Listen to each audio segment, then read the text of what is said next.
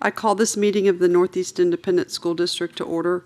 Let the record show that a quorum of board members is present, that this meeting has been duly called, and that notice of this meeting has been posted in accordance with the Texas Open Meetings Act, Texas Government Code, Chapter 551. The board will now adjourn into executive session pursuant to the following sections of the Texas Open Meetings Act. Texas Government Code, Section 551.074, to discuss personnel or to hear complaints against personnel, and the time is 5:30. The board will now reconvene into open session, and the time is 5:54. Item 4, matters from executive session. A, personnel including but not limited to administrative appointments. Pursuant to Government Code Section 551.074. 1, possible action regarding routine personnel including but not limited to administrative appointments. A, principal of Thousand Oaks Elementary School. Do I have a motion to approve as discussed in executive session? So moved. Thank you, Ms. Williams. Do I have a second? Second. Thank you, Mr. Hilliard. All those in favor say aye. Aye. Opposed? The motion carries. Item B, principal of Tuscany Heights Elementary School. Do I have a motion to approve as discussed in executive session? So moved. Thank you, Mr. Byer. Do I have a second? Second. Thank you, Mr. Hilliard. All those in favor say aye. Aye. Opposed? The motion carries. Item C, principal of Bush Middle School. Do I have a motion to approve as discussed in executive session? So moved. Thank you, Mr. Hilliard. Do I have a second? Second. Thank you, Ms. Landry. All those in favor say aye. Aye. Opposed? The motion carries. Item D, principal of Driscoll Middle School. Do I have a motion to approve as discussed in executive session? So moved. Thank you, Ms. Williams. Do I have a second? Second. Thank you, Mr. Byer. All those in favor say aye. Aye. Opposed? The motion carries. Item E, principal of Tex Hill Middle School. Do I have a motion to approve as discussed in executive session? So moved. Thank you, Mr. Hilliard. Do I have a second? Second. Thank you, Mr. Byer. All those in favor say aye. Aye. Opposed? The motion carries. Item 5, public hearing to discuss 2022-2023 budget and proposed tax rate. A, possible action regarding 2022-2023 budget adoption. We have 2 people who have signed up to speak to this agenda item. At this time, the board will receive comments from those individuals who signed up to speak to this specific agenda item. Speakers will be called up to speak in the order in which they appear on the sign-in sheet and to the item that they signed up to speak to. Speakers should limit their comments to the specific agenda item for which they signed up. Please remember that this is a business meeting of the board.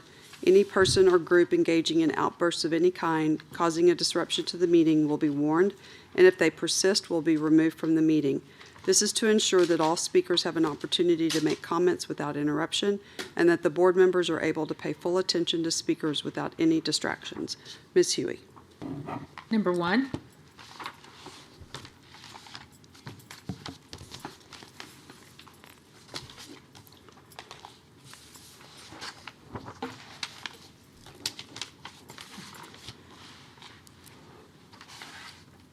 Good evening, President Gruno, members of the board, Dr. Micah.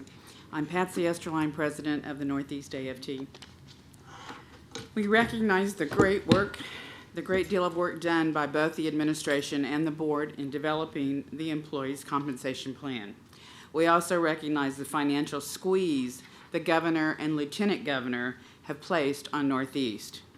Nevertheless, the percentage increases in this budget fall short of what is needed. Furthermore, it is time when some risk must be taken. Teachers and support employees are truly at the breaking point. An effort should be made, even at this point in the budget development, to increase the percentage increase of pay at all levels. Paperwork reduction has eluded several past administrations, yet it is mandated by the word shall, quote, unquote, shall in both policy and law as it pertains to the board and the superintendent. A part of the budget should be adding the clerical help necessary for teachers so their focus can be the classroom, not busy work. To simplify the teacher workload, a basic provision that all paperwork should be on central office approved forms would eliminate the made-up paperwork that some schools have. Money should be allocated in the budget to pay for gathering the information and developing forms. Forgive me, I'm going through puberty again.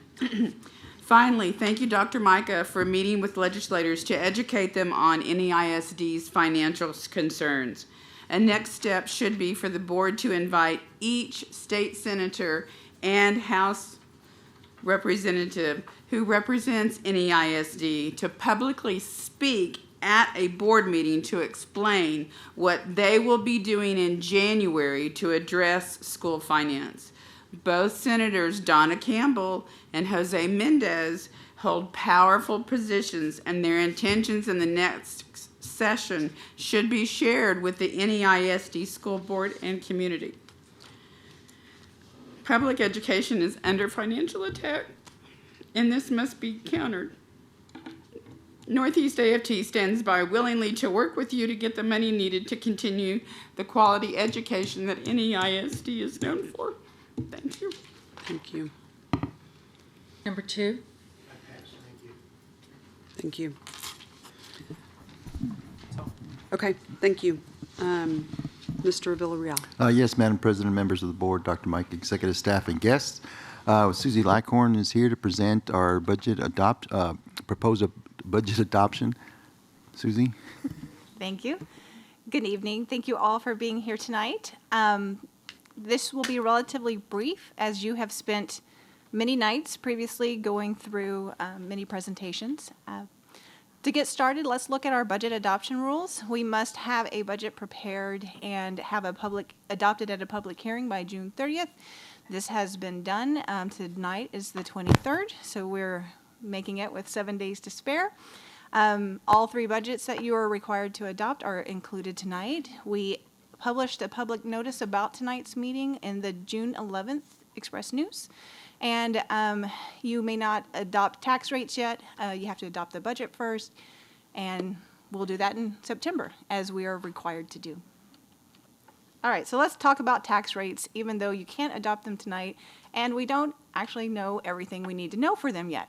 So thanks to the 2019 legislative session, House Bill 3 requires TEA to send us a compressed tax rate, which will determine our maintenance and operations tax rates. That won't be sent to us until after July 25th, when the appraisal district certifies our property values and TEA does their calculations. So we, at this time, do not know definitely what that number will look like. And property values are, as we've discussed, really uncertain at this point in time as the appraisal district processes record-breaking protests. But this is what was published in the paper on June 11th. All these numbers are really placeholders until we get certified values from the appraisal district in July. And the tax rates, again, we will receive our tax rate for TEA after certified values are out. And just as a reminder, the district does not set appraisal values. The appraisal district does that. And we will bring you tax rates to adopt once we have everything that we need in order to adopt them. So likely that's September. But given the values that we knew at the time that we posted in the paper, homeowners would see an increase in taxes of about $180, although we really don't expect that to be the case, as we expect our M&O tax rate to come down from last year once the appraisal district is done. So we're estimating 3 cents or so as a decrease in the tax rate, and that will save our homeowners a little bit, but they're going to see more taxes on their bill because of this amazing property value growth that we've seen. And just as a reminder, even though they're going to pay more taxes to Northeast, the state's going to reduce their contribution to the district, and we're going to end up with the same amount of revenue as we did last year. So just because they pay more in taxes doesn't mean we get more in revenue. Just a reminder. As we discussed on Monday, here's the general fund revenue budget. As you can see, this is our history of how much revenue we get from our different sources. And during the 2019 legislative session, House Bill 3 started tax compression, But as you can see, as values grow each year, the state no longer contributes as much, and property taxes will contribute a larger percentage. So we're estimating about 81% of our funding coming from property taxes next year, and the state contributing about 10.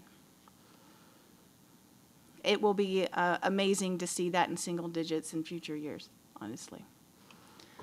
Here's our expenditure budget. We talked last time about how we like to see 65% in our instruction and instruction-related categories. I'm going to flip through these relatively quickly as we discussed them pretty thoroughly Monday. Here's student support and administrative support, non-student and all other functions. So this is our total expenditure budget for the general fund. For school nutrition services, here is revenue. Just a reminder, nothing has changed since Monday. Here are our estimated meal prices. Here's the expenditure budget.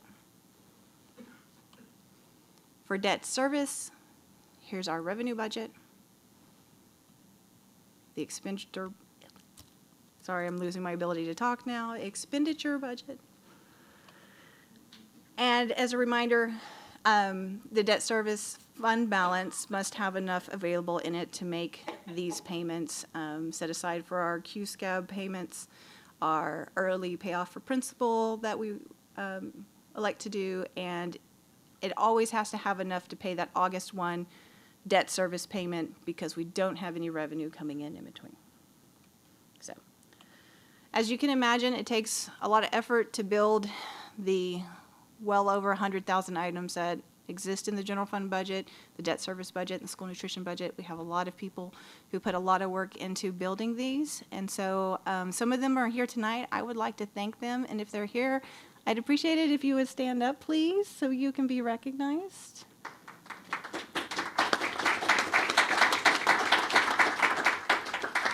Thank you all for your hard work.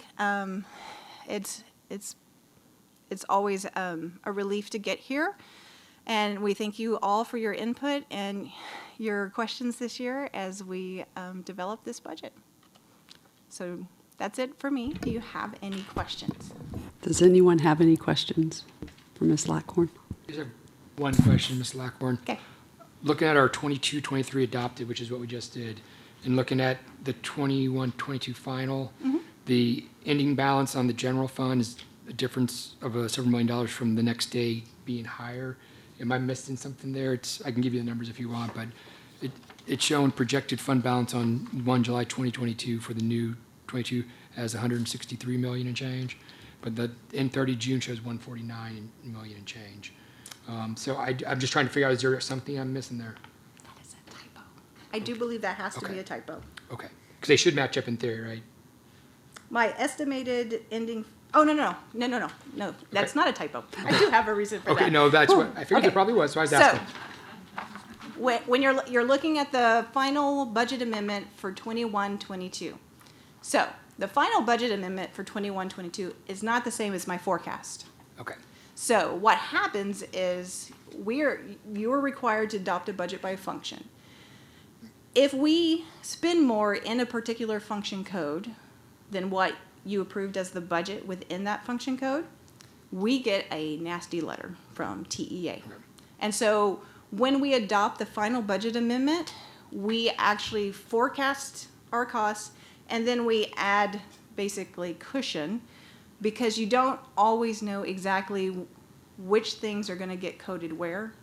And so that final budget amendment is bigger than what our forecast is. So those numbers do not match because on the adopted budget for, I use the actual forecast, and on the other one, it's the budgeted number, which is inflated over okay, so forecast. it's a Does that make budget sense? versus forecast. Yes. It does, they just didn't line up, and I wanted to make sure I understood. That's Yes. it. Thank you, Madam President. Okay. Anybody else have anything? All right, do I have a motion to adopt the 2022-2023 budgets for the general fund, debt service fund, and school nutrition services fund? So moved. Thank you, Mr. Byer. Do I have a second? Second. Thank you, Mr. Hilliard. All those in favor say aye. Aye. Opposed? The motion carries. And thank you again, Mrs. Lackhorn, and all the staff for everything that you did throughout this whole process. It was, you all did an amazing job. We asked you to go back and do more stuff, and just want you to know that we appreciate everything that you did to get us here tonight. Thank you. So, thank you. Item 6, new business for possible board action. A, business services. 1, possible action regarding final budget amendment. Mr. Villarreal. Yes, Madam President. We bring to you tonight a final budget amendment. I guess Susie alluded to it a little while ago as far as the differences. This is something we bring to you all every year at the end of the year. So when we close out the books, this is what we're looking at. Okay. Does anybody have any questions about this amendment, final budget amendment? Seeing none, do I have a motion to approve the final budget amendment? So moved. Thank you, Ms. Williams. Do I have a second? Second. Thank you, Mr. Hilliard. All those in favor say aye. Aye. Opposed? The motion carries. Item 2, possible action regarding fund balance commitments. Mr. Villarreal. Yes, Madam President, we bring to you tonight the commitments for campus activity funds and hail damage fund. We do this every year. We bring you as something to do when we close out the books. Okay, does anybody have any questions about these fund balances? All right, seeing none, do I have a motion to approve the resolution committing certain fund balances as of June 30, 2022? So moved. Thank you, Mr. Hilliard. Do I have a second? Second. Thank you, Mr. Byer. All those in favor say aye. Aye. Opposed? The motion carries. Item 7, board business. If it's okay with you all, I'm going to flip A and B, because I think A will take us a little bit of time, and we have somebody here if we need them to address item B. So are y'all okay with moving B before A? Okay. Item B, possible authorization of termination of 2001 development agreement. Dr. Micah. Thank you, Madam President. And just so you all know, Mr. Tim Cohn is in the audience this evening, should you have. But basically what this was is back in 2001, the district entered into agreement with a developer at the time, over in the tracts of land with Stubing Ranch and Harris Middle School. So there were some agreements. Mr. Cohn wasn't around back then, I don't believe, in this agreement. Neither was I. But and it was even a different developer. But the point was that we entered in because we were getting ready to build schools, so there were easements and things around those properties that needed to be maintained. Also, there were some improvements that needed to be done. One of them being a road that is between Stubing Ranch and Harris Middle School. All of those things have been completed actually, well, a long time ago. And so the developer now is wanting to go out and develop the other tract of land. They found this agreement from years and years ago, and in order to get financing, they cannot achieve it without closing out this piece. I've had our legal counsel take a look at this. We made some suggestions. The legal counsel for the developer has looked at it. We've all come to agreement. There's absolutely, the easements stay in part. They are given the right then to go ahead and develop the rest of the property. And from the standpoint of the district, there's zero cost to us and no harm that we are going to encounter by ending this agreement. Does anyone have any questions about this? I do not have a question, but I do need to recuse myself from this before we take a vote. Okay. Anybody else? All right. Do I have a motion to authorize the superintendent to sign the termination agreement for the original development agreement? There's no cost to the district and no effect on its budget for the termination of the original development agreement. So moved. Thank you, Ms. Williams. Do I have a second? Second. Thank you, Mr. Hilliard. All those in favor say aye. Aye. Opposed? The motion carries. Abstain. Oh, and then one One abstain. abstain. Sorry. And Mr. Cohn, thank you so much for being here Yes. tonight. You can go home, I bet you have some homework. Thank you. Yes, thank you for being here in case we needed you. All right. Item A, possible changes to board operating procedures.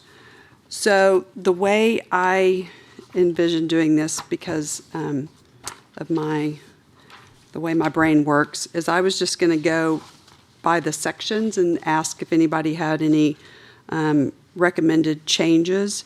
This is not an action item. So tonight, what I envision we'll do is we'll make, I'm going to be making changes on my copy, and I've asked Ms. Turner to be available to make changes as well.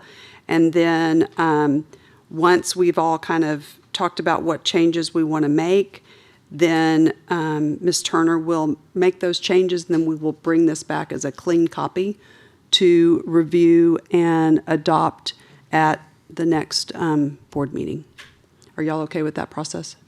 And when Okay. and when you say clean copy, that it will show the track changes and all that, right? Okay. However Ms. Turner wants to do it.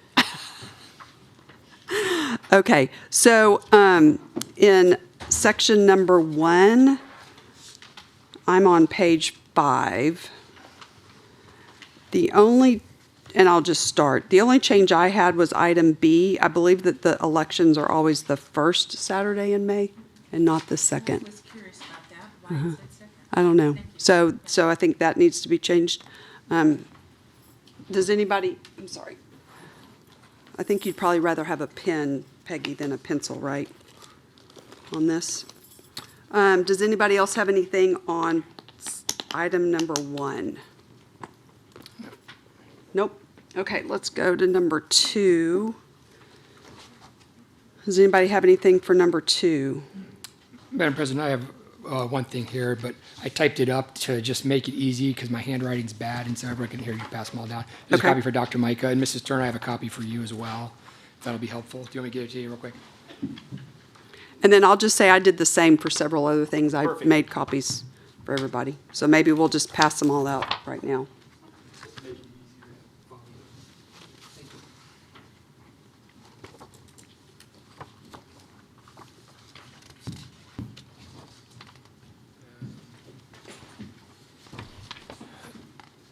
Do you want me to just kind of hit the high points of Sure. what I put in there? So this is for those out there under roles, responsibilities, and authority.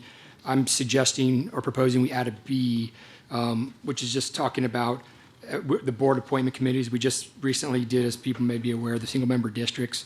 But the intent would be to clarify this because it's not written anywhere. But basically, that each trustee will appoint a member from a parent and or community member in their district that lives in their single-member district or within the boundaries for the community members. It's consistent with what we just recently did. And then the other piece would be, obviously, the trustees would be the first ones if there's an opening on either the CBAC shack or any other board committee. The rest of the committees are district staff. We would appoint them. If we don't have somebody, go through the superintendent to the principals of the cluster to get a name, and then just review that each year to update to make sure that we have those lists. We know who's on there and we fill all the slots when there's empty. Like when I came on, there's a CBAC empty slot that I filled, but we review them. And then I put a good cause in there in case I nominate a parent that doesn't show up to any of the meetings. After a year, I don't want them just to be stuck on there or continue to represent the thing if they're not showing up. But that way, each trustee, we have the ability, because we rely on these committees, we know who's representing our community values, so we review this each year. And then obviously the residency piece would also be verified. I suggested we do it in August each year and then September, because that's when they normally start up. The shack's the ongoing one. CBAC is as needed, just like the single-member district, or the scorecard one, I'm sorry. This when we did the scorecard, that was just a short notice committee. But that way we can verify we have the right people in the right places. Does that make sense? Mm-hmm.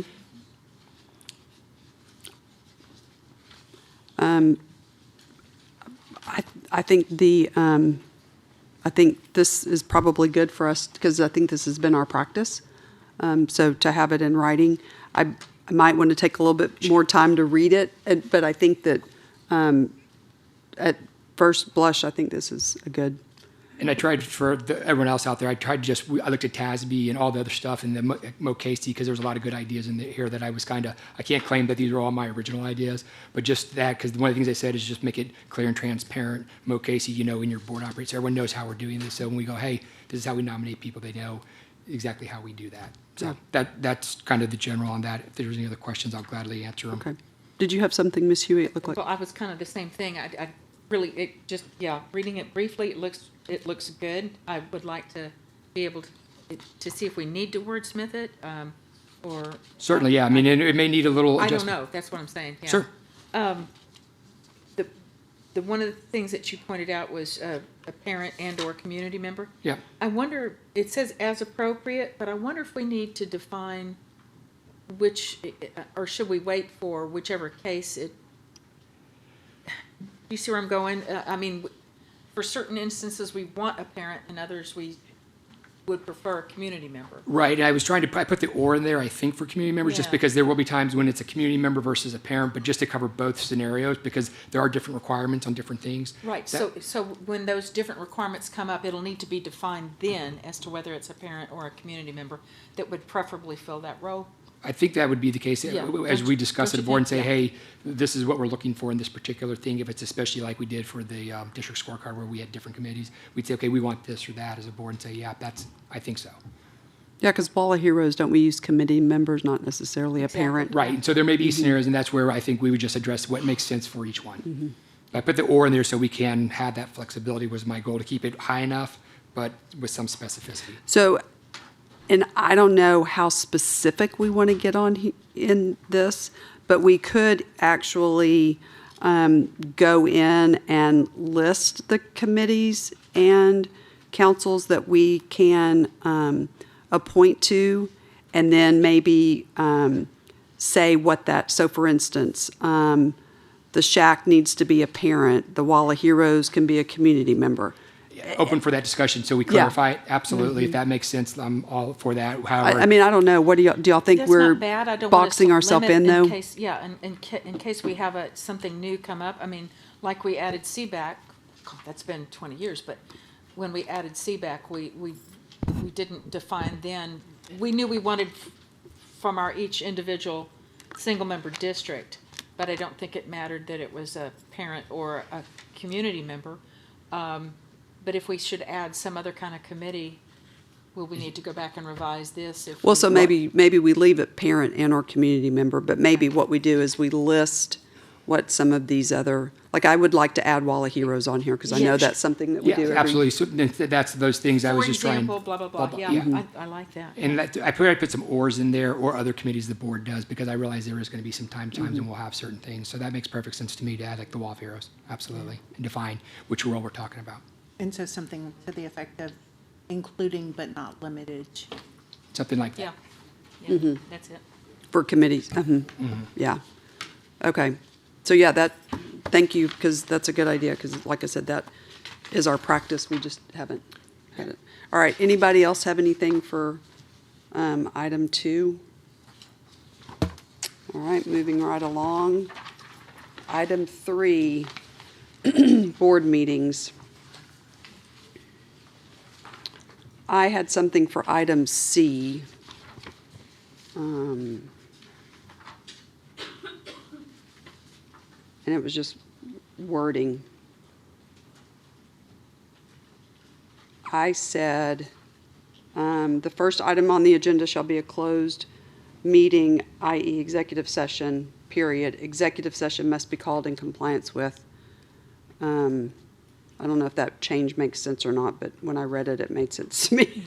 So just taking out the regular meetings? Prior to a regular meeting. Yeah, Yeah. does that make sense? Yeah, that makes sense, because it covers both. Okay. And then at item, on 6, I mean, my eyes aren't working. For G, when it said for specific policies related to board meetings, see district policy, BE legal, I said and local. That makes sense, because that obviously applies, because that's how we locally do it, not just what the law says, but then if we make any local adjustments as appropriate, I think would be. Did anybody else have anything on that? Page 6. So,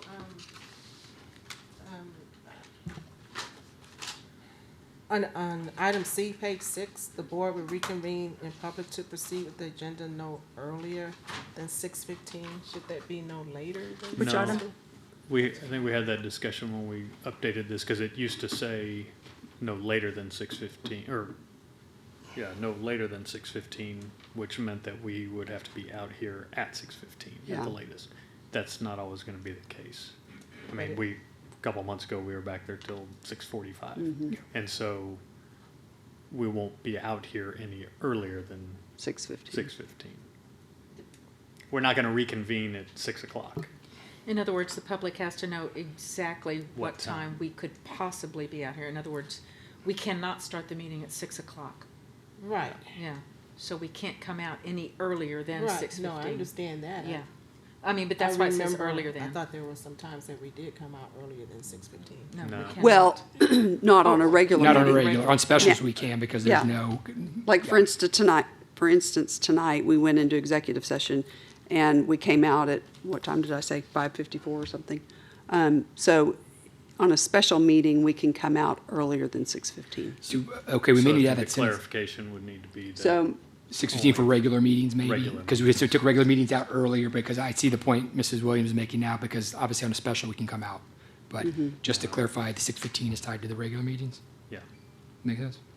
are you making, I think,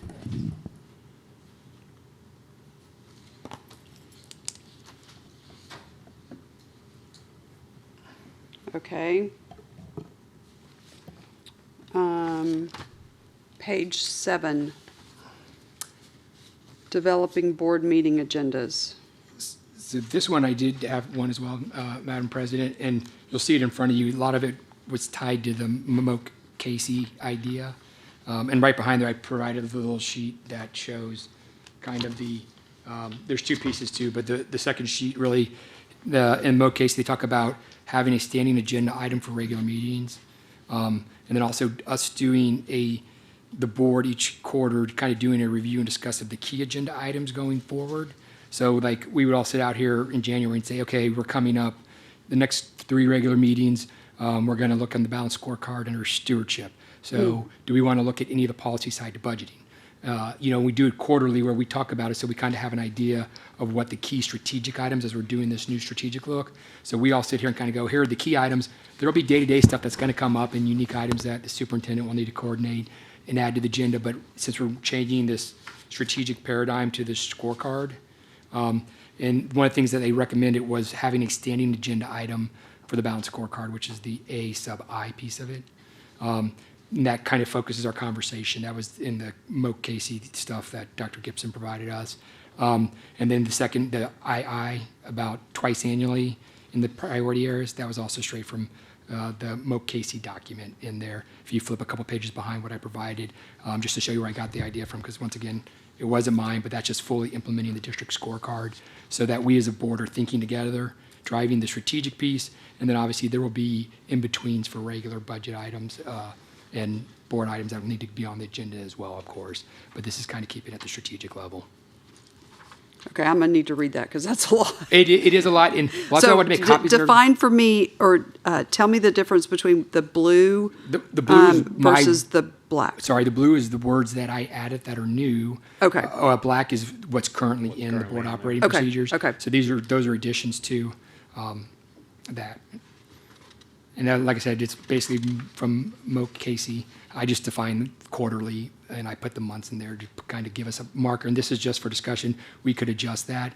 I did April and August because of the summer. May and June aren't good. In July, we normally don't meet.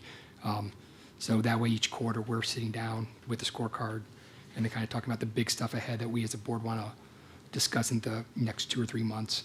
And then gives Dr. Mike and the staff time to do it if we want to look at a certain policy tied to budget or planning or whatever, the appropriate district scorecard area we're focusing on. So, I'm sorry, I was getting distracted reading and listening and thinking at the same time. So what you were suggesting is that twice a year we would bring the scorecard versus quarterly? So, no, if I read the document from Dr. Gibson right, is the balanced scorecard, there's the balanced scorecard would be every meeting we talk about, and that's an agenda item we focus on. But every we get the scorecard report, which is a separate, distinct thing he talks about in his article, or and that is to be presented to the board at least twice annually, covering all 4 priority areas. And that's what's in his stuff, and I think I highlighted it in your package. Okay. But Because that- I was thinking we had talked about it coming quarterly. and So, we could do that. so 1S would be one quarter, 1S would be another quarter. And that would make sense to tie with our strategic review as well, with the strategic calendar, and then what we want to do the next couple of months, But- thinking ahead. But that was just. his Okay. document. Sorry, that was just. But can I ask what your thoughts were on that? How you were thinking about presenting district scorecard to us as agenda items? Were you thinking monthly or? So the way that Dr. Gibson and I had discussed it was really looking at it 4 times a year, which is coming in and giving you, students, right? And that night we would really focus in on that priority. And we would talk all about that. And then we would look strategically at where, so financial, right, or stewardship would fall right now, which is the budget. So we had talked, Dr. Gibson and I, about that key piece of it. The other thing, and I'm reading through this, that we had discussed was really, because I'm rereading this, it's been a while since I read some of this, was making sure as we built the board agenda that whatever was on the board agenda was tied to the district scorecard. That it's, because that does keep you all focused in the strategic realm, right? I mean, these are the key components, so that if we're listing something onto the board agenda, that it's somehow tied to the work, that it's not, which is why I believe, Ms. Grona, that you started looking at shifting away from all those types of recognition, still having a piece in there, and not losing it, but making sure we're not spending time or a lot of time in certain areas. Yeah. And I say we could adjust it as we see. Like I said, I was just using his document that's how he recommended it, but obviously we're our own board, so if we want to kind of tweak it to 4 times a quarter, I just kind of wrote what he had, because I just want you all to know, look, just like I'd said to don't rush the process. We're going to need some time. Yeah. Just understand, like, this isn't coming in August to you. No, I just want to clarify that, though, just for you all. It's going to take my staff and I some time.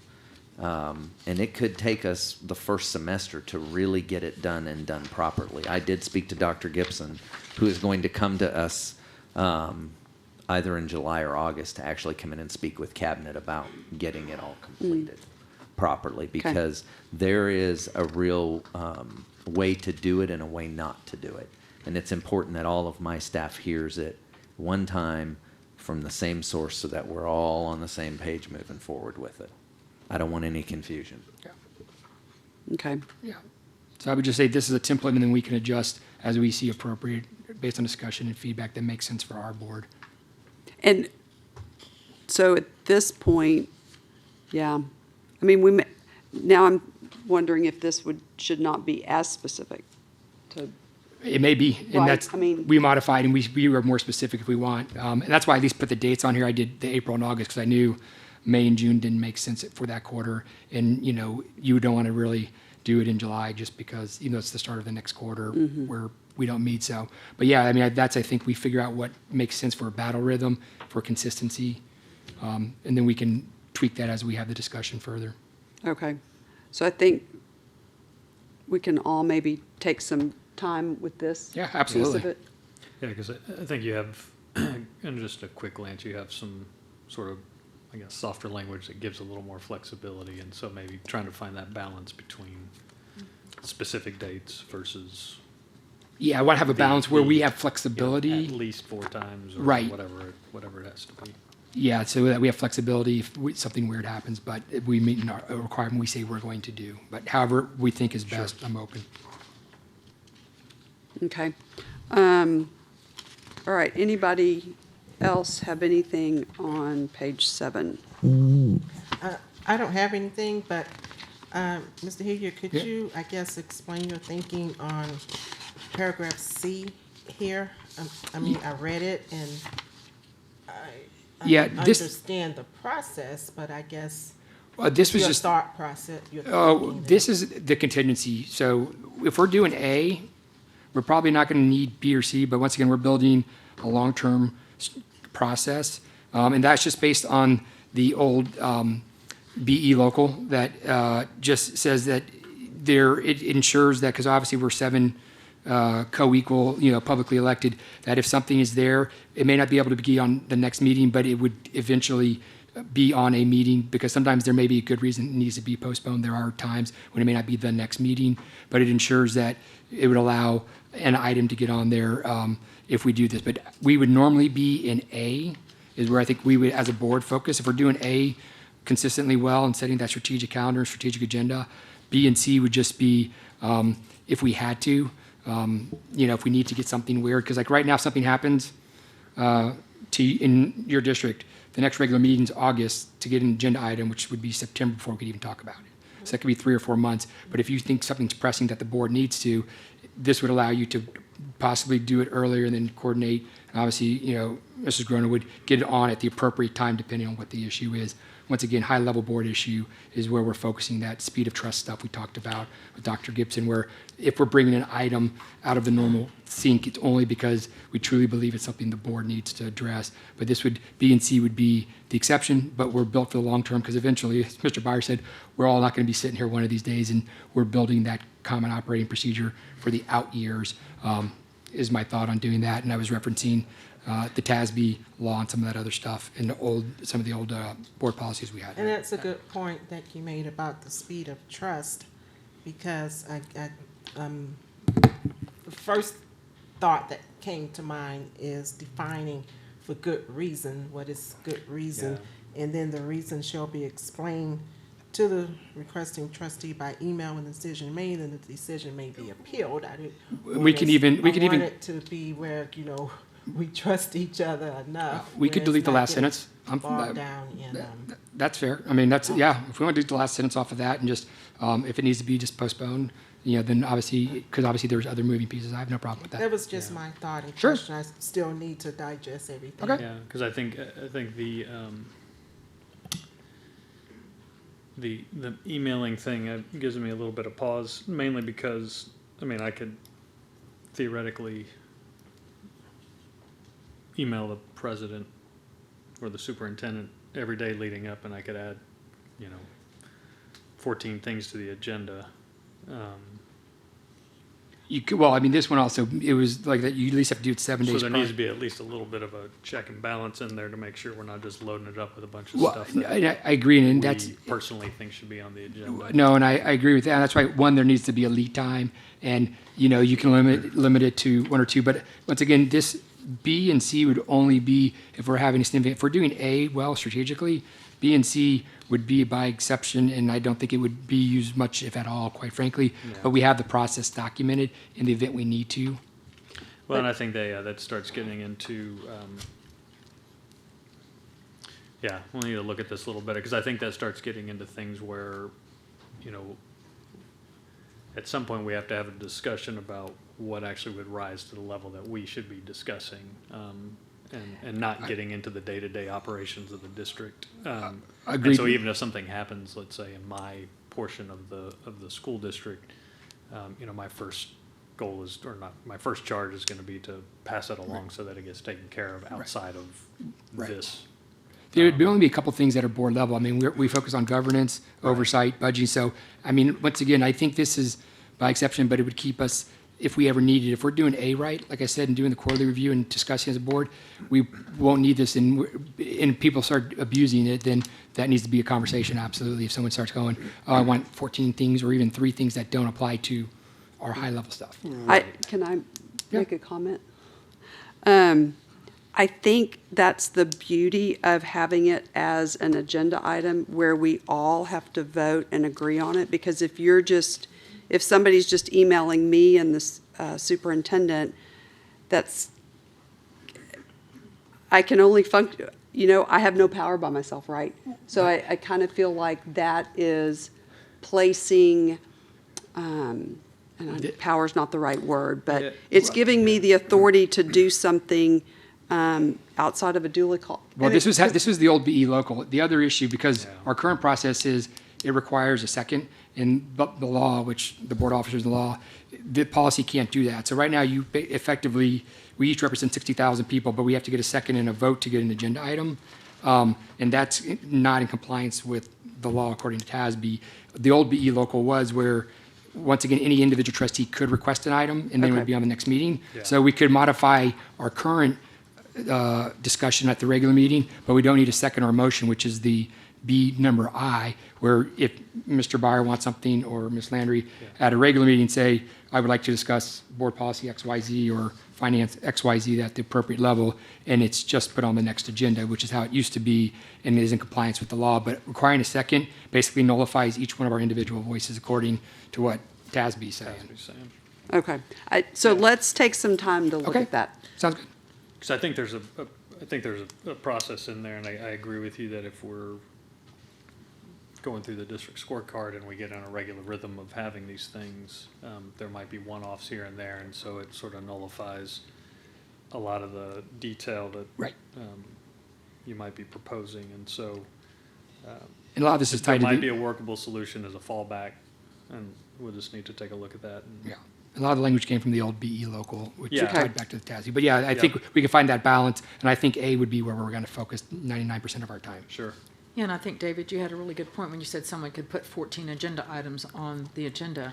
And if that is, I mean, I understand you were Yeah. exaggerating, I get that. But it has happened in other districts where someone overtakes the agenda to the detriment of the district and yeah.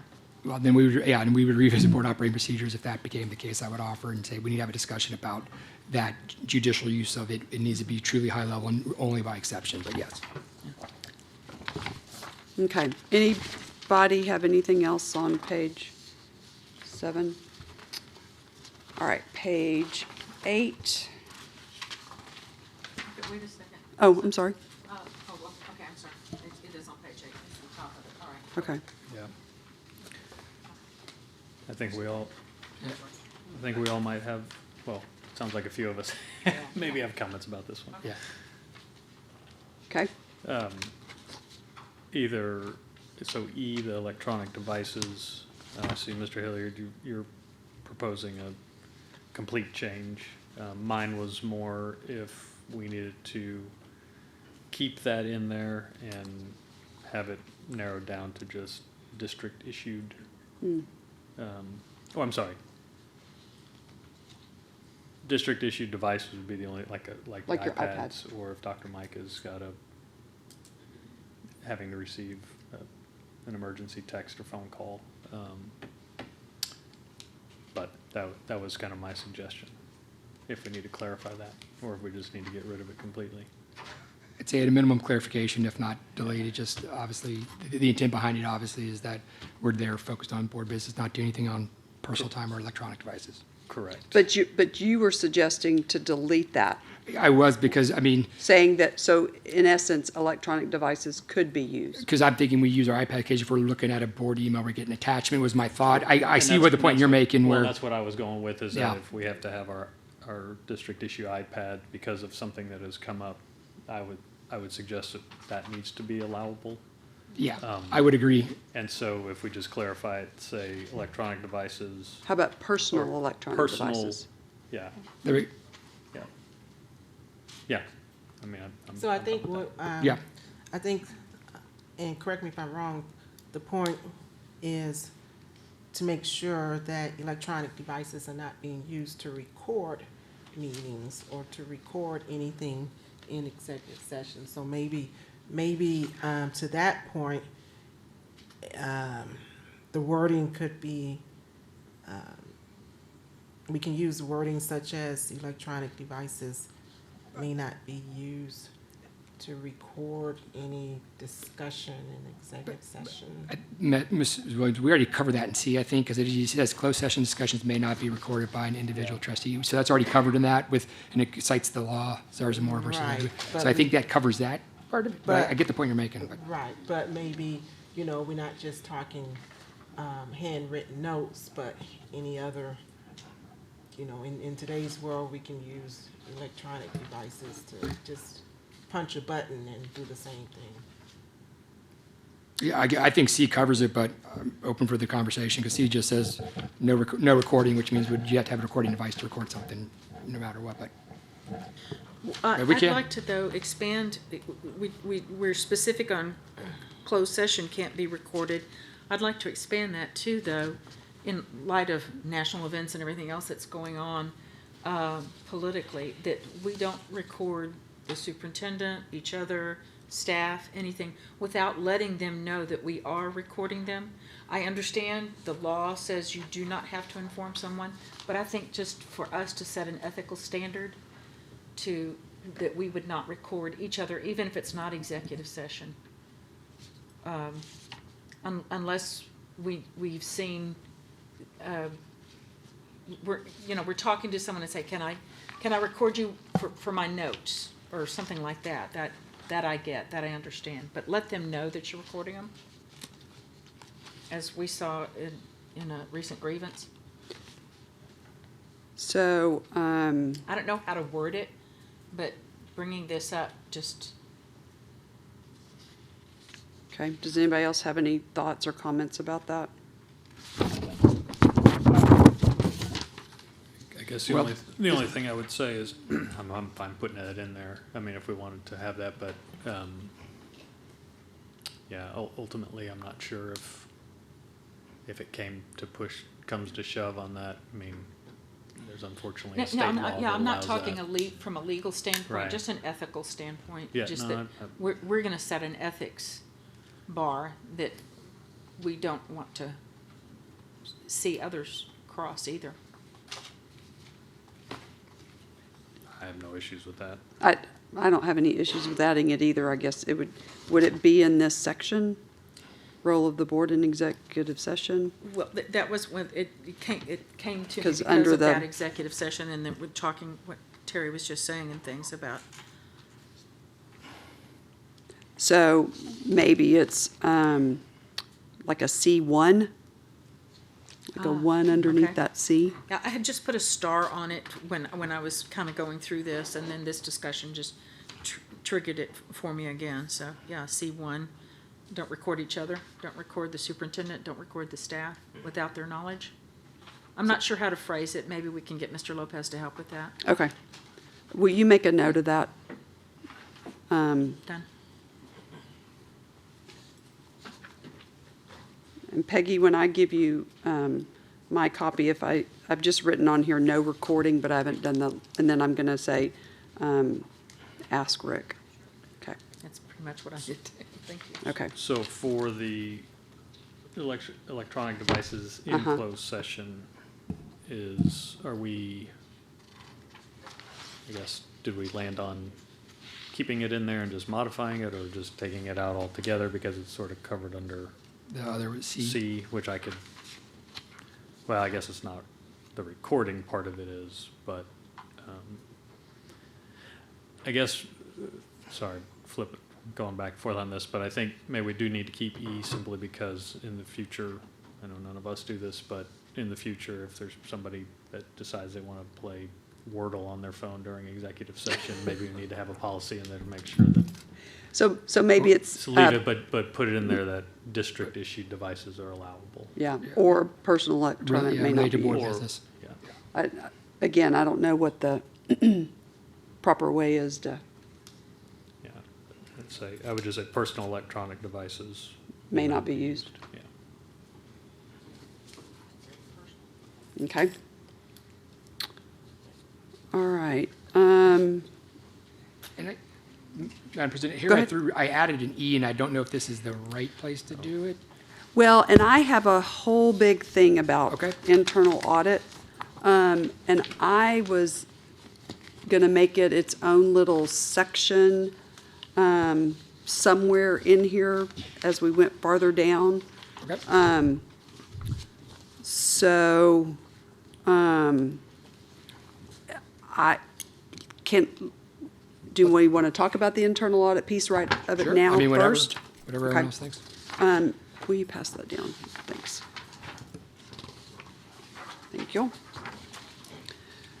So, and actually where I thought it might fit is on page 15, before we talk about evaluation of the superintendent. So it's after that voting section.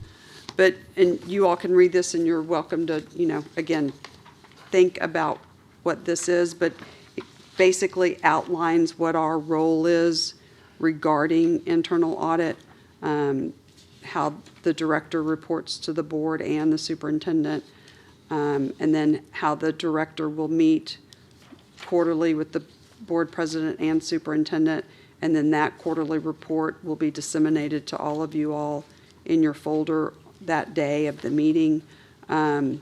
Once an audit is complete, the director emails it to the board president, the superintendent, and the affected management.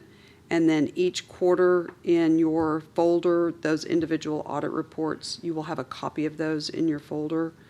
And then it talks about how the audit is, how the director determines what's going to be audited, and then how we would go about addressing questions to the auditor. So I would, propose that you all could take this back and kind of review that and wordsmith it like we were going to kind of do with the other piece of it, that role of responsibilities. And this is, just kind of based on the process that we've been following. Well, part of it is what we've been following. We've now implemented the reports being disseminated. Yes, and Madam President, you'll see in the package I added too. I just used the one from UT Law where they talked about the auditor reporting to the entire board. Where is that? Yeah, it's if you flip, it's in the packet after. Oh, okay. There's a little section, and it was just from the. It says page 9. Page okay. 9, yeah. And it just talked about reporting because that's that thinking together, then we ask any questions. And that's why I just said at least quarterly the board gets an update. Obviously, there may be in-betweens where internal may need to send other stuff out, but it was just following what the UT Law School recommended for internal audit. They looked at the Texas, this is from Texas, obviously, University of Texas, not Tennessee, for those other UT fans. But that was the recommended process. That way we all hear it once, we're done if there's questions, and it would probably also reduce maybe some of the paperwork for internal audit. I know they're still doing all the reports, but just answer any questions you might have, and then we move on, so we're all hearing at the same time. Okay. So slight tweak on what you wrote, generally in line with that, but slight change. So the only question I have about that is, correct me, because I know I'm going to be wrong about this, but I was thinking executive session was personnel, real estate, and legal. So internal audit, Yes, ma'am. If you look presenting in closed session would fall under what? if you flip to page 10, there's an example that the UT Law, they gave an example audit, agenda audit under here. They use 574 and 576, and they just they gave an example of a certain district in their school, different audits. That's how they did it. Okay. So what I would like to do is just visit with Mr. Lopez about That this. was, Yes. I was just Anything what I that was about has to to say, do can with we- the law, I think. Yeah, let's get his opinion. Yeah. Mm-hmm.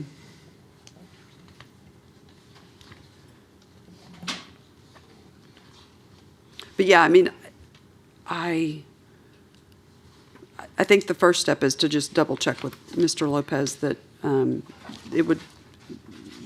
that we can do all that, because I haven't seen any of this, and like I said, that's. So the difference, I guess, just, you're suggesting, Mr. Hilliard, that they present to all of us.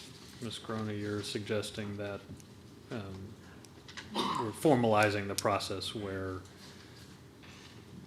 they are meeting with you Well, right now, on a quarterly basis. Right now, what happens is Dr. Micah and I meet with Mrs. Shoesmith once a quarter. Right. Before a Okay. board meeting. And she prepares a quarterly report, which I think you've all seen. It was in your packet a couple of months ago, I think. We gave you all that. So the existing process is that we meet, and then that copy of the quarterly report would then be in your folder, that board meeting, because we meet prior to a regular board meeting. But we can, if this is something that we think we need to do in executive session, and Mr. Lopez thinks that it's something that we can do in executive session, my thought is, we try to be out here by 6:15 on a regular board meeting, and I don't know how long, because typically Ms. Shoesmith and I and Dr. Micah meet about 30 minutes to go over that and answer any questions. Yeah, I just think it's important because obviously the Ed Code, 11170 says it reports to the board, which is the board corporate, and that way we're thinking together, and we have that, and obviously that ties directly to a lot of the financial piece and those big picture functions, and then because you may have a question, or Mrs. You may have a great question, and we all hear the same answer same time versus then having to come back later and saying, question, what about this, this, and this? I think it would be a more efficient process. It may take a little bit more. And maybe we get the reports beforehand so we can read them. And then if we have our one or two questions each, and we may not, we can quickly get through it as Mrs. Shoesmith presents it to the board. But I was just trying to align it with the Ed Code, Chapter 11, with it being the board corporate is what they recommend versus an individual. Okay. So let me visit with Mr. Lopez about that. And then, because I don't know if there's maybe a different meeting time that we could do. Are you okay? Yeah, sorry. As opposed to doing it prior to a regular meeting where we're on our time frame, if maybe we adjusted it and did it to a different meeting where we had more time. I don't know. As especially, we could do, especially if we're getting the strategic role where we're doing that, we may have less stuff sometimes. It's still a big district, but we could set it to where we do it on the off meeting or something like that. Because typically we do have, every month we have a regular meeting and a special meeting. Right, exactly. And so it might make sense to add that to a special meeting, but I'll visit with Mr. Lopez and then I'll talk to Mrs. Shoesmith and see how we think best to, are y'all okay with that? Yep. Okay. I'm sorry, We were on forgot page where 8. okay. Page 8 is where we left off before we jumped to this conversation. Thank you. All right, anything else on page 8? All right, page 9. I had a couple of things on this page. One, for the signing up to speak, we mentioned, we have listed in there about people providing their address. Are we still required to do that? I think on the sign-in sheet, they have to do their address, but they they do don't have not to have to say it. publicly state it. Okay. Oh, I know we No, discussed so that. on the bottom of your the sign-in sheet, it says, please note that your provision of an address on this sign-in sheet is voluntary and solely for the purpose of providing a way to contact you in the event a board or staff member want to follow up on your comments. Your address will not be read aloud during the meeting. Provision of address is voluntary on your part and is not a condition for you to make comments to the There board. you go. so do you want to take it off? We pass those. Do you want to take it off there, or you want to leave it on there? Oh, we can leave it on there. Okay. Well, it says must do, so by listing their name, maybe after address, Yeah. if you choose, or if are optional for address, maybe, because it says must do, so that makes it sound like we at the board are saying you must do that. Yeah, Oh. no, I would say we need to, Just fine tune that wording, maybe. I guess they must put their name, but, and what they're speaking to, but they don't have to put their address. Maybe that's what you say. Mr. Byer, maybe that's what you say, is that an address, that your full name and a topic must be listed, but your address is voluntary. Yeah. And Yeah. that way then it Change clarifies. it that way. Yeah. We need you to put these two things on, but the Yeah. addition of your address is your choice. It's voluntary. It is voluntary. yeah. But should we say that it's voluntary in the event that, should we say what the purpose of it being on there is? Yes, ma'am. In the Say- event Think that so. we can 'Cause follow up with you? The community knows why we're doing what we're doing, and voluntary, so we can follow up with you if it's so needed. I think that would be smart, because that way it's written, and anybody that reads it knows why we're operating the way we are. Okay.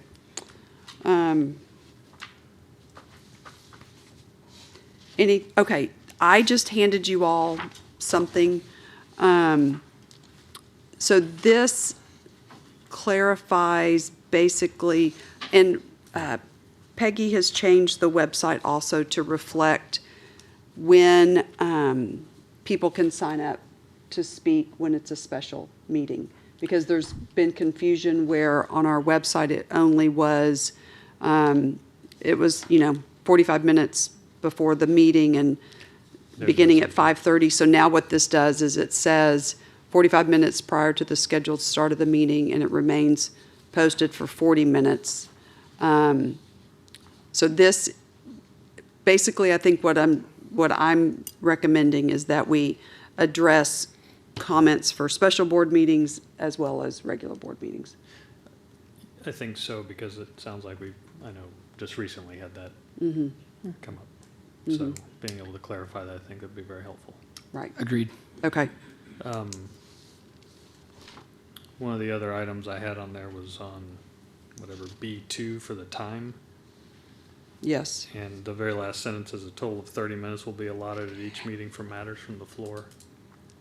So I was sitting in an SLI session last week, and they actually spoke to this, and I'm not going to say it right because I've forgotten, but you can set a 30-minute, you can set a time limit for if somebody's just coming to speak for matters from the floor. Now, if somebody's coming to sign up to a specific agenda item, you have to allow everybody to speak, and you cannot set a time limit. So, for instance, whenever we had those 120 people sign up at Masks, we can reduce the amount of time. The minimum amount of time is a minute, but we could not say, okay, we're limiting it to 30 minutes. However, what they said in that session that I attended was, if it's just the general matters from the floor, you can set a time. Now, I don't know if we want to do that or not, but that is allowed. And I think we're okay, because it says the board reserves the right to and lists several bulletins. You flip from 9 to page 10.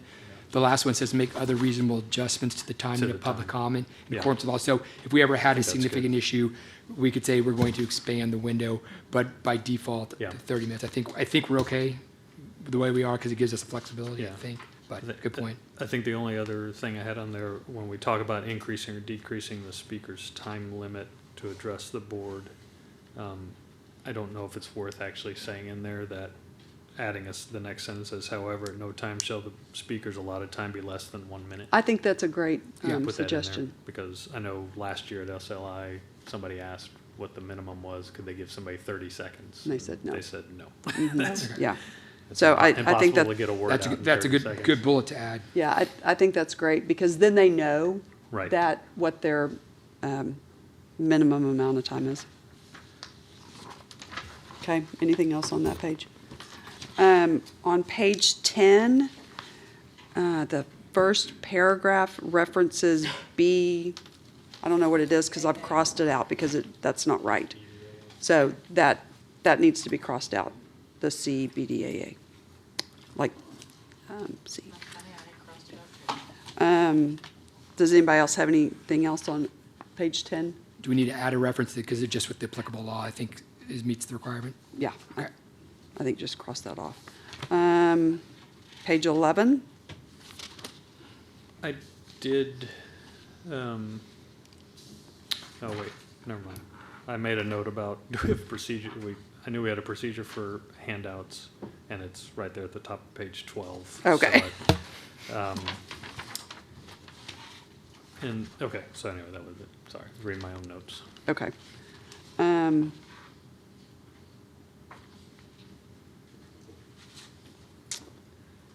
Page 12. So related to that, I know we had this issue come up just in this last month.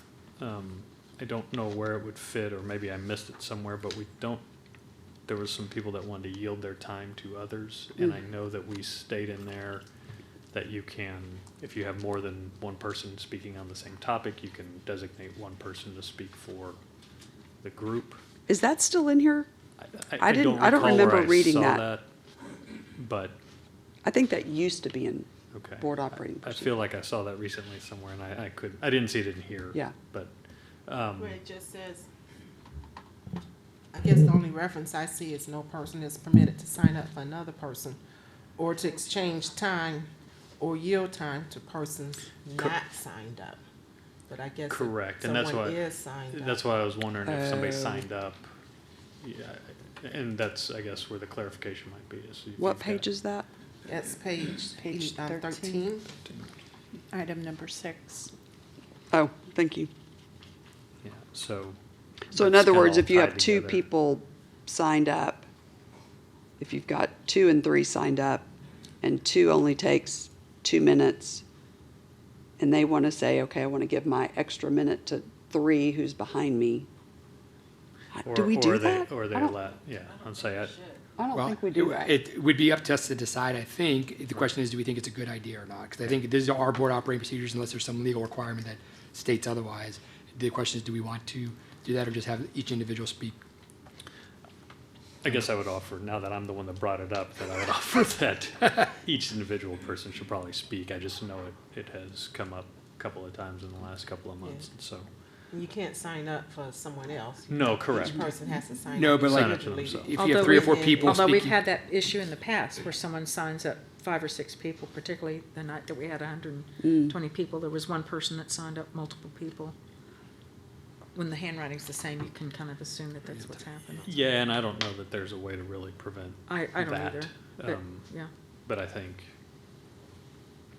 But I having I each don't- person that- speak individually is, But Yeah. I agree too that yielding time to someone else, that means someone could get up and speak for 1 minute and then the next person speaks for 5. And 5, that doesn't right. really seem fair sure. to the other speakers. So. Yeah, I think we ought to leave it like it is. You can't Yeah. exchange time or yield time, whether they've signed up or not, I Yeah. think. So then modify it to remove to persons not signed up. Oh, no person to sign up for another person or to exchange time or yield time to. Oh, and so just delete 2 persons night side. So no person is permitted to sign up for another person or to exchange time or yield time, period? Is that what you were saying? Yes. I'm fine with that. Are y'all fine with that? Yeah, because that would. And I don't think sign up in that first line needs a dash in between. I think that, Okay. just a, Grammar We are in check. public education, we gotta get the grammar right and punctuation right. Okay. All right, anything else on 13? Okay, 14. So in item number 4, action is taken by means of a motion and a second, followed by a vote of board members present. I added, a board member may abstain from the vote but must publicly state their abstention. And then the board also has the option of not taking action on an item. So I think we just need to clearly state about the process for abstaining. Does everybody agree with that? Yep. Okay. And maybe that's not the right way to word it. I'm not the wordsmith, but that's the intent. One point of clarification, I know we just did this recently. Do we need to clarify, because I know it's sort of the Robert's Rules of Orders, I don't know if we need to put this in there, that we'll have a motion second, then Oh, then Discussion. Good discussion. discussion, I was thinking the That's same probably, thing. yeah, it's probably good. That Because way I- everyone understands the process. I think we've been doing that. Second discussion vote. Yes, Yeah. I was thinking the same thing. Well, that way everybody else knows too, because they think we were gonna just vote and be like, no, we have to do this procedurally so we can have the discussion. I think that'd be a great add. Okay.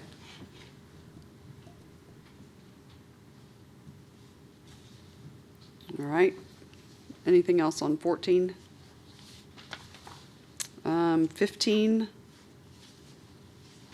I just added an A at the top where it says, as outlined in local governance policy, BJCD local, I added and legal.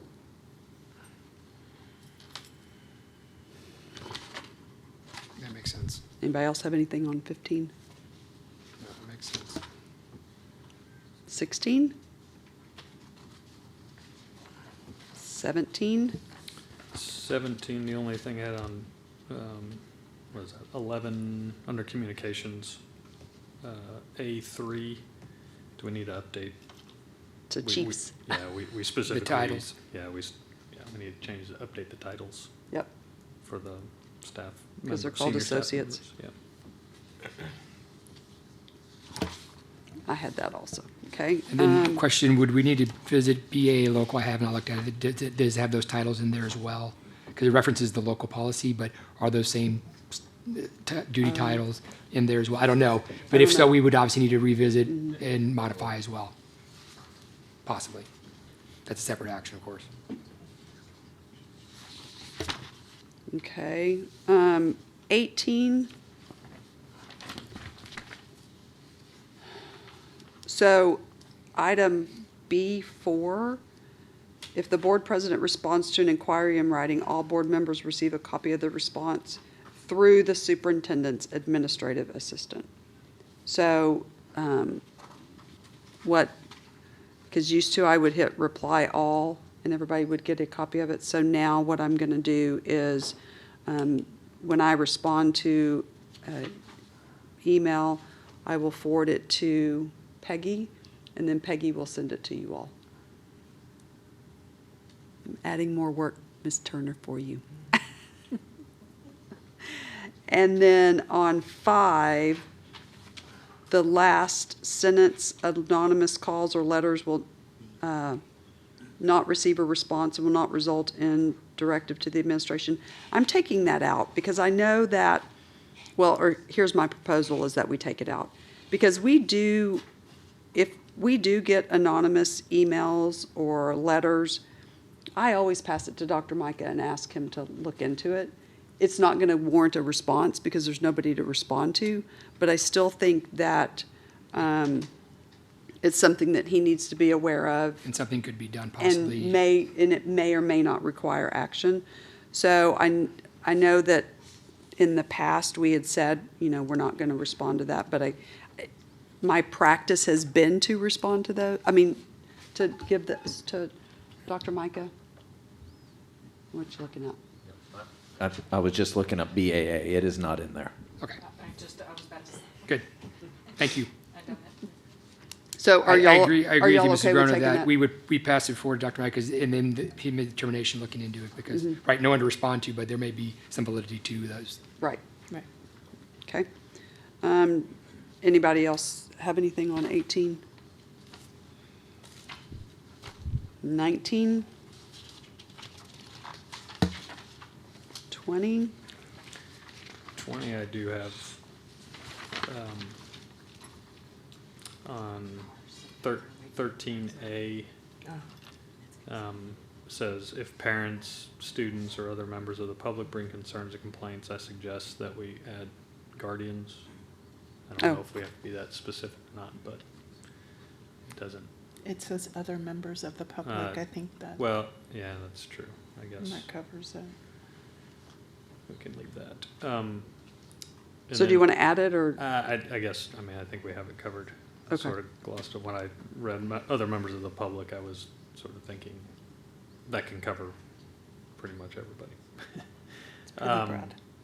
So, number 1 underneath there, it does say a board member should take the following steps, and number 1 says we are to refer the parent, student, or citizen to the appropriate employee or administrator who is best positioned to assist in addressing the concern or complaint. I think that in itself can be okay, because I know sometimes the response to a community member might be, have you talked to your principal? Or have you go through that process? Yeah, I suggest you start there. So I think that's okay. But then when you get through to the next bullet, number 2, when we say the very last sentence is notify the superintendent's office of the situation. If I'm not mistaken, and I forgot to bring Dr. Micah's contract, but I think we are obligated to send that to him first, and not, the way I read this is it sort of just makes it sound like an afterthought. And I thought we had specific language in here that required us to do that. But maybe I'm just thinking of Dr. Micah's contract. Yeah, the number 2 where it says notify the superintendent situation. I feel like that language isn't necessarily strong enough, and that it maybe needs to be Like number ensure, 1. like ensure ensure. notification to the superintendent's office of, You shall notify. Yeah, yeah. I in mean, accordance with his contract. I think what we need to do is, yes, add the in Something like accordance with the that. contract. I think that would be the best way to put that.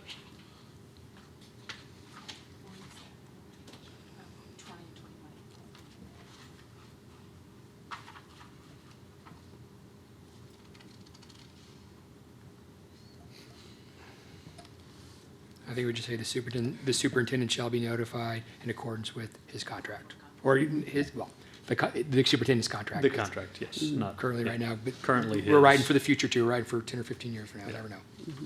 Maybe 20, Dr. Mike, I don't know.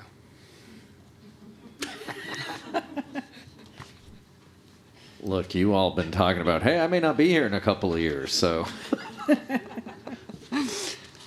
Okay. Did you get all that, Peggy? Thank you. Well, I was making notes and then got distracted. Anything else, David, on page 20? No, Okay, 21. I did have something I wanted to add. I don't know how to word this one, so we may need to work with it, but board members' visits to a school campus. I would like to suggest adding something that indicates if you're not going there as in your official, because it says board members who wish to visit in their official capacity. But if you're a board member and you aren't there on official capacity, that you have to follow rules and procedures just like any other parent. I would agree, Okay, because when you go to other And I don't events. know if we can just say just like every other parent, but any other community member or It, whatever it might be. no, but it's exactly, Mr. Byer, what I do when I go to my own child's school and I'm the dad. I don't use my card. Right. I go through the sign-in procedure Right. like every other parent would do. Because I am not there as the superintendent. Correct. I'm there as their parent. Right. So bullet B. okay. Good point, Mr. Byer.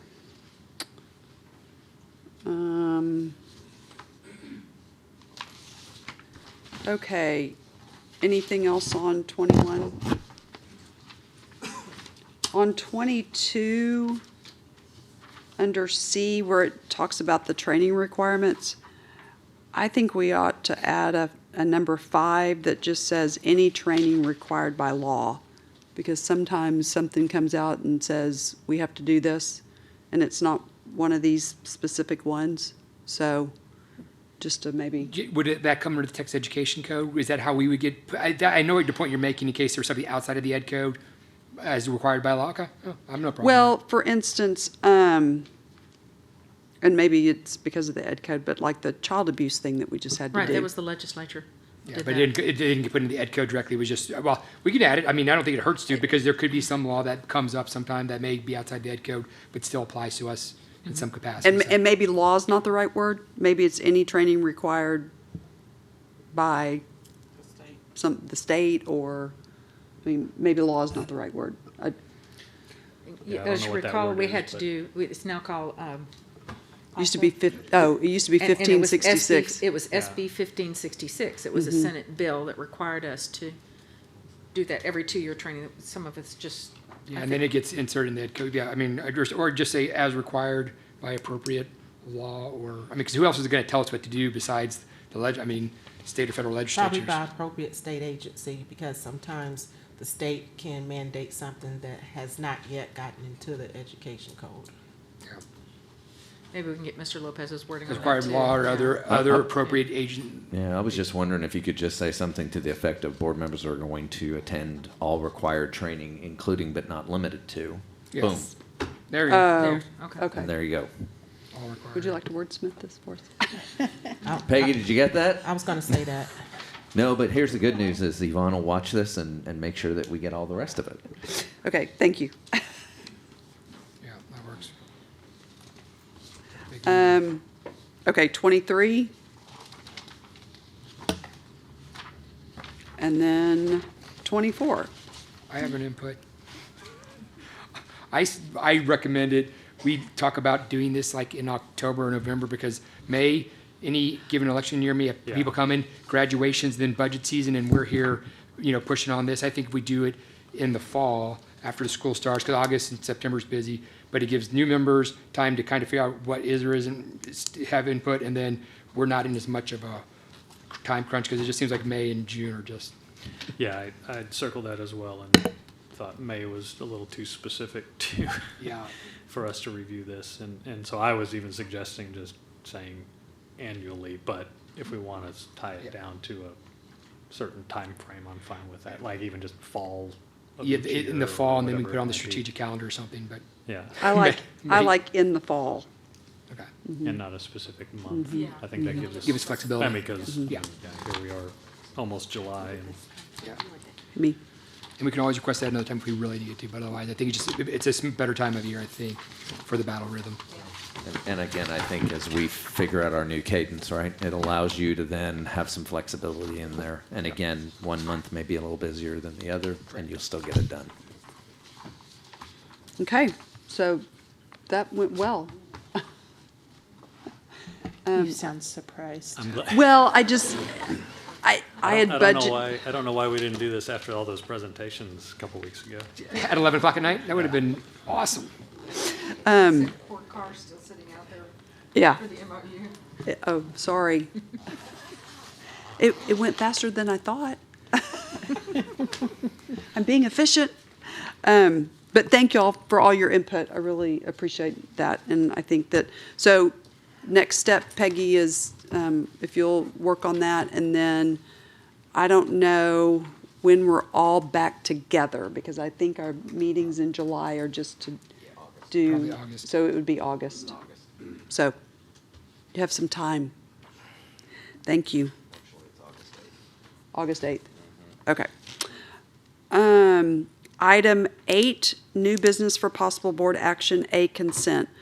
1, Northeast Educational Foundation, the Northeast Educational Foundation MOU with NEISD. Is that you? I mean, does anybody have any, it's just consent consent. item. Okay, sorry, it's consent. Does anybody have any questions about this? I'm sorry? Oh, did anybody want to pull it? I'm sorry. You are listening, and I'm not doing a very good job. I apologize. Without pulling it, is it possible to recognize Carr for his 8 years of service Yeah. and everything else? Go ahead and act, and then you could afterwards. Okay. Ms. Huey. Okay, so does anybody wish to pull an item from consent? Now I'm working. Okay, seeing none, do I have a motion to approve consent? So move. Thank you, Mrs. Williams. Mrs. Huey, would you like the second? I will second. Okay, all those in favor say aye. Aye. Aye. Opposed? The motion carries. Now, Ms. Huey? Yeah, and- Madam Chair? Yes. Or Dr. Micah, could you please? Yeah. Yeah. Ladies and gentlemen, I do want you to know that Carr Hornbuckle is here this evening representing NEEF. Carr has served on the board for 8 years. 8 years. And he is stepping down and moving on. So, Carr, thank you so much, 1, for being here this evening for that. Yes. And 2, for all what you've done for the foundation in Northeast. You have been a fantastic partner. I hope you're not a stranger and you continue to be around. And I will tell you, that is the man who years ago put ICSI in my head. He began the thinking. So he really has helped us transform as a district. So thank you, Carr. Yes. He Yes, will be thank you. terrifically missed on the NEEF board. He's not just a friend to the district, but he's been an inspiration for so many of us, and very, very grateful for your service. Thank you. All right, and with that, item 9, adjournment, and the time is 7:22. Thank you all for being here.